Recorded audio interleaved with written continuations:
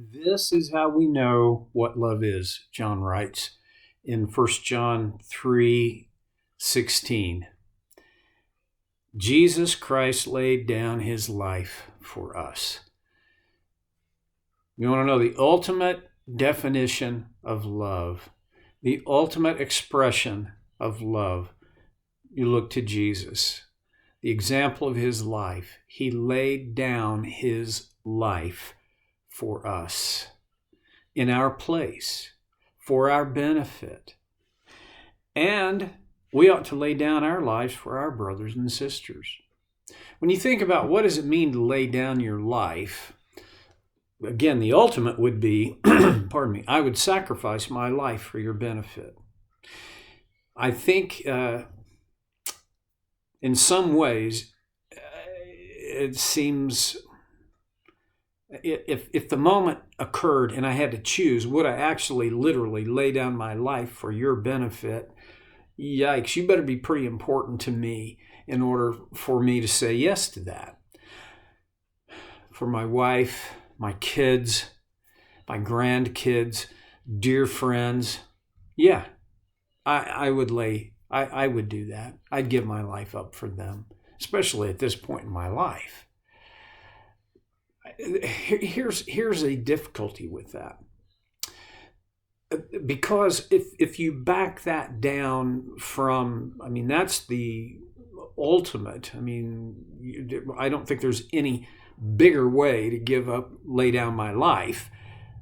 But when you come back from that down to more on the runway of daily life, it means I would give up my interests, my desires for your benefit. I would lay down my preferences. I would lay down my likes and dislikes for your benefit. That gets more sticky. It requires several different things. One is it requires genuine affection and love for the other person. They must be of high value to me in order to make this sacrifice of my wants, desires, needs legitimate. So there's that. There's also the idea of discipline. We live, essentially, my impression of the world is we live in a very undisciplined world. Our high value is I want to get what I want. And a very large part of the time, I don't even know what I want. I just know what I got isn't what I want. This isn't it. And so I'll keep, poking away and hoping that I'll be able to find, so what is it that's going to do for me what I need to have done? And we're assisted and aided in this by media from every direction. But there is the discipline aspect. And then the I think, most powerful and important aspect is you cannot pull this off on your own human energy, resources, ingenuity, motivation. You and I are not deep enough to have that deep of a well. Where does this come from? Where would a motivation to lay down my life for my brothers and sisters, where would that come from? Well, it would come from God and his Spirit living in me. What Paul talks about, eternal life residing in me. Not Paul, John. I want, my dream, my goal, my high desire is that God would have all of my heart, soul, mind, and strength. That he would be at work in every dimension and aspect of my life so that he will shape my dreams, desires, wants, and needs in a way that I really will be willing to lay down my life for my brothers and sisters in both this ultimate absolute way and in these ways down on the runway.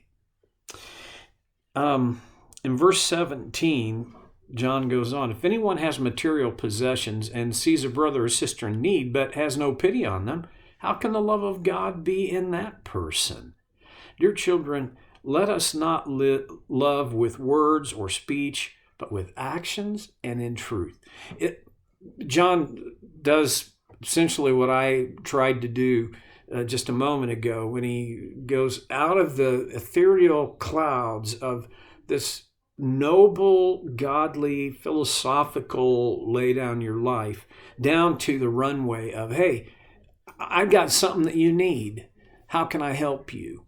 Or I've got something you need. Too bad you don't have it. See, if anyone has material possessions and sees a brother or sister in need but has no pity on them, how can the love of God be in that person? Here's the deal. We've got to look at a few things. Material possessions. Now, we can set that up in our context, right? And we need to. But before we do that, let's go back to John's audience.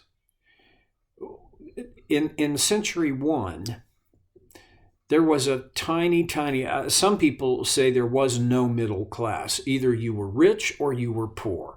And the rich were a very small percentage of the general population whose needs and desires were served by the poor. Most people lived on a subsistence level. There just wasn't a lot left over. And in ancient times, people didn't have the expectation of a lot left over. I mean, think about it.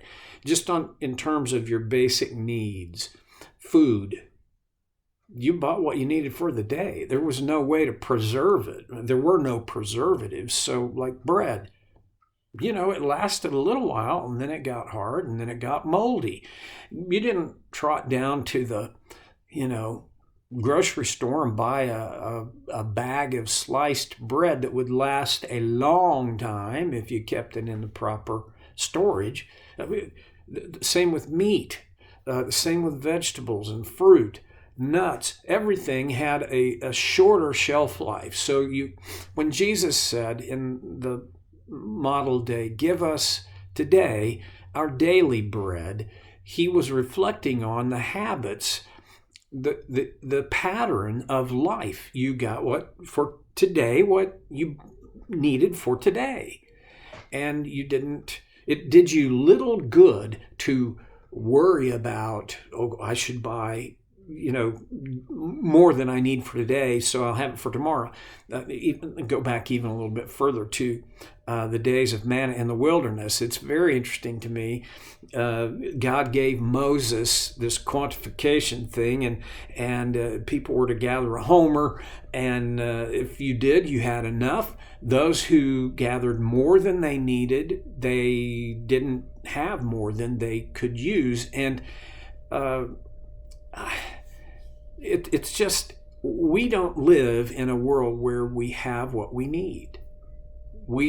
Most of us, the vast majority of us in America, live in a world where we have way more than we need.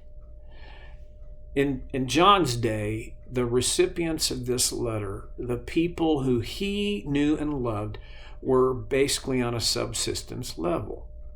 So it's not like, okay, you've got 3 cars and you're not using one, why don't you make one available?